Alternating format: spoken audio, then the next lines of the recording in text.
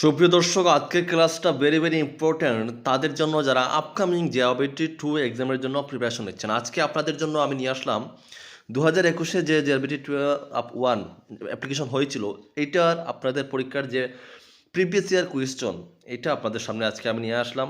তো আজকে আপনাদেরকে আমি এটাই ক্লাস করাবো। তো ভিডিওটি শেষ অবধি দেখবেন এবং অবশ্যই লাস্ট অবধি না দেখলে কিন্তু মিস করবেন, ঠিক আছে? আর এখন থেকে এই প্রিভিয়াস ইয়ারটা আমি প্রশ্নগুলো আপনাদেরকে দেবো। অনেকে প্রিভিয়াস ইয়ার ডিমান্ড করে থাকেন, আর যারা আমাদের গাইডবুক নেবেন আপনারা সেখানেও পেয়ে যাবেন, ঠিক আছে? গাইডবুক যারা নিয়েছেন আপনাদের ক্লাস করার দরকার নেই, বাড়িতে বসে পড়বেন। আর যারা নিতে চান এখন নেননি, স্ক্রিনে ডিটেল দেওয়া আছে, আমাদের হোয়াটসঅ্যাপ নম্বর আছে, হোয়াটসঅ্যাপে যোগাযোগ করে আপনারা PDF-এর মাধ্যমে গাইডবুকটা নিতে পারবেন, ঠিক আছে? আর সময় নষ্ট করছি না, আজকের ক্লাসটা বন্ধুরা শুরু করছি, ঠিক আছে? দেখুন, এই হচ্ছে প্রথম যে পার্ট। এখানে পার্ট 2-তে কে শুরু করেছে। দেখুন, প্রথম পার্ট 2 যেমন বাংলা, তারপরে পার্ট 1 ইংলিশ, এরকম থাকবে, ঠিক আছে? তো প্রথম পার্ট 2 শুরু হয়েছে বাংলা ভাগ দিয়ে। যেহেতু দেখুন, এখানে তোমাদের নিচের অনুচ্ছেদটি পড়ে সঠিক উত্তরটি বাছাই করো বলতে বলা হয়েছে, ঠিক আছে? এরকম একটা এখানে দেখুন, যেমন একটা কম্প্রিহেনশন যেভাবে তাকে ইংলিশে যেটাকে বলে, এখানে বাংলাতে এখানে আপনাদের এটা একটা লাইন দিয়ে দেবে, এটাকে পড়ে বা নিচে প্রশ্ন দেওয়া থাকবে, এই প্রশ্নগুলো তোমাদেরকে রাইট অ্যান্সার দিতে হবে। এখানে বলা হয়েছে, দেখুন, বলা হয়েছে পূজাবকাশের পর বিদ্যালয় খুলেছে। 14ই নভেম্বর 1913 সন্ধ্যায় খবর এলো রবীন্দ্রনাথ সাহিত্যের জন্য নোবেল প্রাইজ পেয়েছেন। কয়েক বছর পূর্বে সুইডেনের বিখ্যাত শিল্পপতি আলফ্রেড নোবেল কয়েক কোটি টাকা সুইডিশ একাডেমির হাতে দিয়ে বলেছিলেন, এই টাকা সুদ থেকে সাহিত্য, বিজ্ঞান প্রভৃতি 5টি বিষয়ে 5টি পুরস্কার যেন যোগ্য ব্যক্তিদের প্রতি বৎসর দেওয়া হয়। 1901 সাল থেকে 5টি বিষয়ে জগতের শ্রেষ্ঠ 5জন ব্যক্তিকে এই পুরস্কার দেওয়া হয়ে আসছে। প্রাচ্য দেশীয়ের মধ্যে এই পুরস্কার রবীন্দ্রনাথই প্রথম লাভ করেন। কোনটি? মানে নোবেল পুরস্কার, ঠিক আছে? এই পুরস্কারের অর্থমূল্য ছিল প্রায় 1,20,000 টাকা। ওকে, তো এইখান থেকে এই প্যাসেজ পড়ে আপনাদেরকে প্রশ্নটা দিতে হবে, আনসারটা বলতে হবে। তো দেখুন, এখানে প্রথমে যেখানে বলা হয়েছে প্রথম প্রশ্নটিতে প্রাচ্য দেশীয় বলতে এখানে কি বুঝিয়েছে? তো প্রাচ্য দেশীয় বলতে এখানে বুঝিয়েছে কিন্তু ইউরোপীয়, ঠিক আছে? ইউরোপীয় আমরা প্রেসিডে পড়ে যেটা বুঝতে পারলাম, অর্থাৎ প্রাচ্য দেশীয় বলতে এখানে ইউরোপকে বোঝানো হয়েছে। যিনি এই প্রশ্নের আনসারটা করেছিলেন এখানে উনি আনসারটা দিতে পারেননি, ঠিক আছে? রাইট চিহ্ন এই জন্য নেই। আচ্ছা, তো নেক্সট প্রশ্ন দেখুন, আরেকটা শব্দ দেখুন, পুরস্কার শব্দটির বিপরীত শব্দ হলো, অর্থাৎ পুরস্কার শব্দটির বিপরীত শব্দ কী হবে? তো পুরস্কার শব্দটির বিপরীত শব্দ হবে তিরস্কার। অপশন বি, তিরস্কার, ঠিক আছে? নেক্সট প্রশ্ন 3 নম্বর, নোবেল পুরস্কার দেওয়া হয় 5 বছর পর পর। এই যে এখানে দেওয়া আছে, আমরা পেসেজের মধ্যে আমরা পেয়েছি এই যে 5টি পুরস্কার যেন যোগ্য ব্যক্তিদের প্রতি বৎসর দেওয়া হয়। হ্যাঁ, যোগ্য ব্যক্তিদের প্রতি বৎসর দেওয়া হয়। নোবেল পুরস্কার দেওয়া হয় তোমার, দেখুন, সরি এখানে ভুল রয়েছে, এখানে 5 বছর পর হবে না। এখানে যে পেসেজটা আমরা পড়ে বুঝতে পারলাম, দেখো, কোটি টাকা সুইডিশ একাডেমির হাতে দিয়ে বলেছিলেন, ওই টাকার সুদ থেকে সাহিত্য, বিজ্ঞান প্রভৃতি 5টি বিষয়ে 5টি পুরস্কার জন্য যোগ্য ব্যক্তিদের প্রতি বৎসর দেওয়া হয়। তাহলে এখানে যিনি আনসার এতে রাইট করেছেন এটা হবে রং, ঠিক আছে? এখানে বৎসর দেওয়ার কথা বলা হয়েছে, প্রতি বৎসর যেহেতু এখানে প্যাসেজের মধ্যে বলা হয়েছে, ঠিক আছে? আচ্ছা, তো অপশন সি হবে বৎসর। আচ্ছা, নেক্সট প্রশ্ন দেখুন,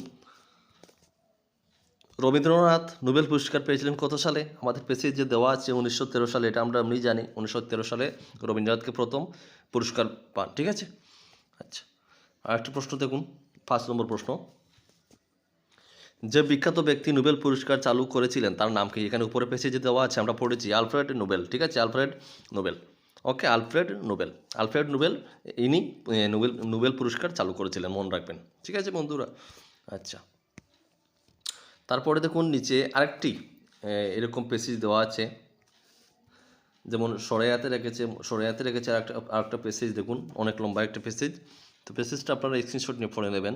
দেখুন, অনেক বড় একটা পেসেজ, ঠিক আছে? তো তারপরে আমরা পড়ছি।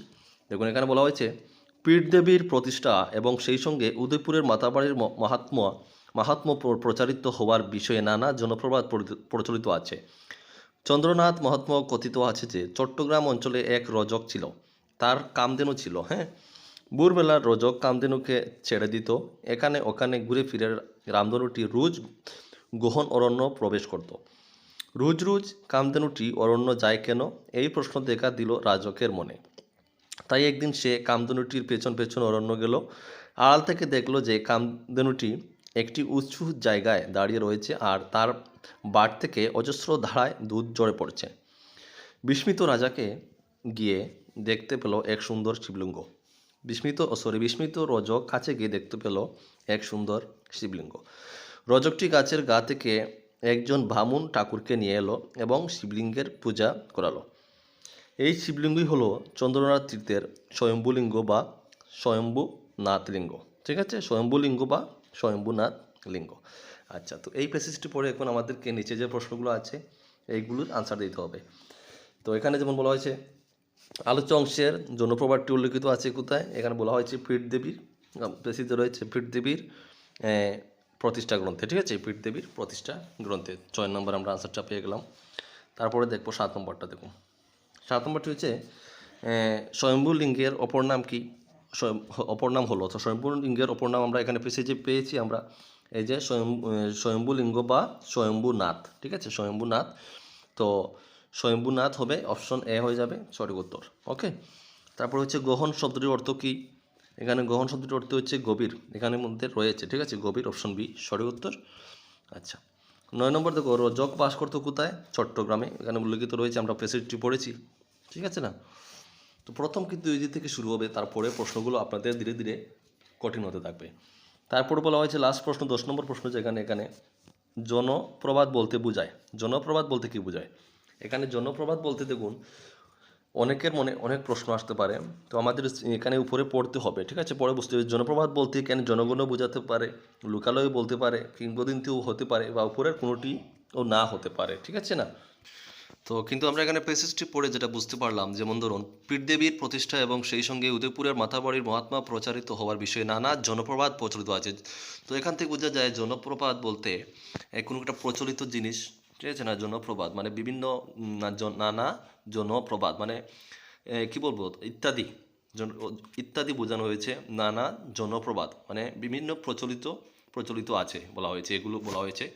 সেই ক্ষেত্রে গিয়ে আমরা এটাকে কিন্তু আমার যতটুকু আপনারা আপনাদের সঠিকটা জানাবেন। আমার যতটুকু জানা মতো উপরে কোনোটি নয় হবে, অপশন ডি হবে।